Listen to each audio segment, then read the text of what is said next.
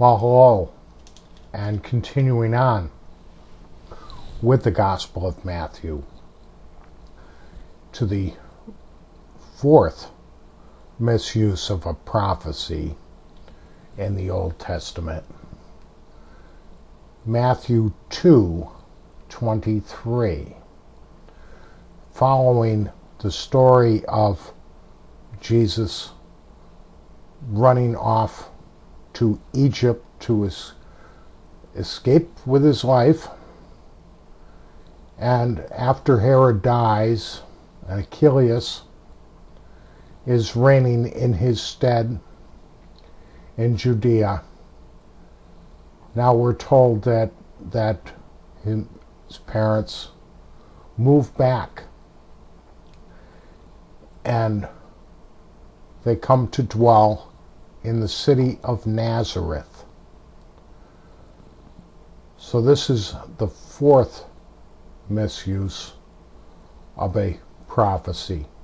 We've seen how he purposely mistranslated the word virgin to imply a miraculous birth of Jesus, and also to misapply a prophecy that was fulfilled in the Old Testament during a time when the kingdom of Judah was going to be attacked by two kings who had formed an alliance from Syria and the northern kingdom of Israel, and how the kingdom of Assyria came down and wiped them out.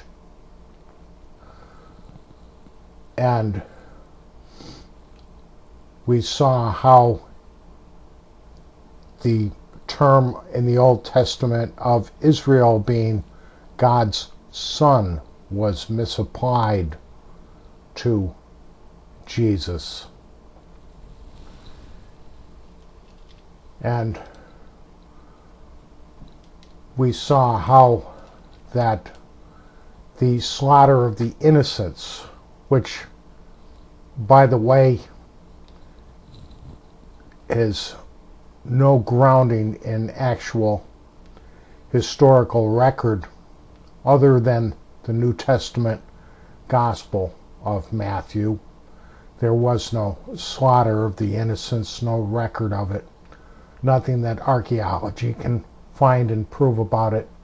And now to the fourth misuse of the Old Testament, Matthew 2:23, and he came to dwell in a city called Nazareth, that it might be fulfilled, which was spoken by the prophets, he shall be called a Nazarene. This one is quite comical. There is no prophecy in the Old Testament that said that the Messiah was going to be called a Nazarene. The closest that we can come to this is Isaiah chapter 11, verse 1. Isaiah 11:1. And there shall come forth a rod out of the stem of Jesse. A branch shall grow out of his roots. This is a good example of how Old Testament prophecies, that they put them in two different phrases back to back to make it very clear what they're talking about. There's a term, poetic term to describe this, but it escapes me at the moment. But there shall come forth a rod out of the stem, or a branch out of the root. It is likening the birth of the Messiah to a new branch on a tree, just like we do when we're drawing a family tree when we're doing our studies of genealogy. We will say that the root is grandpa, and that the main stem is his son, and all the branches are all his children. And of course the daughters will be out on branches that are been called possibly by a different tree name, different last name, so on and so forth, but general idea of a family tree. And that's what this prophecy in Isaiah was talking about, is that a rod out of the stem of Jesse, a branch, or the word here actually is a netzer.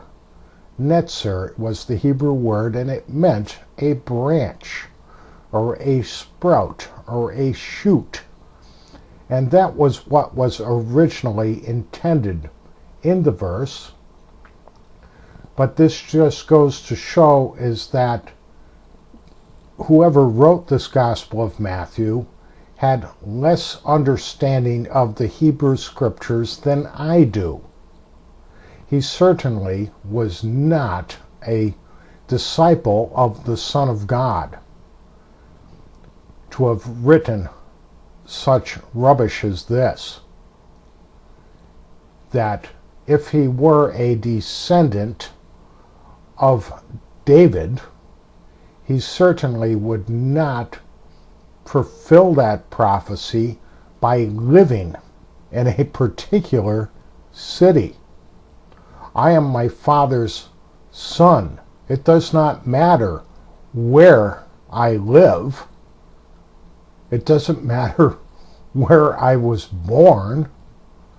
I am still my Father's son. But to say that I can only fulfill that by living in a particular city is just foolishness. And this is what the writer of the Gospel of Matthew has done, has told you that this prophecy that I just read to you is fulfilled not by Jesus being a blood descendant of David, but by living in a city called Nazareth. It's laughable. It really is. And to compound that, there has been a huge controversy that has gone on for years about this place called Nazareth to begin with. It is quite possible, I cannot take sides on it, not being an archaeologist, but it is quite possible that this town, little village actually, called Nazareth, did not even exist at the time that Jesus was supposed to have been on the earth. In the earlier part of the 1st century, the town of Nazareth, best I've been able to find, did not exist. I know that the Jesuits did an archaeological study of the town there. I believe it was back in either the 60s or the 80s, and the best they could find is all that existed back then there was what was known as a necropolis. Today, we would call that a cemetery. And certainly was not a city.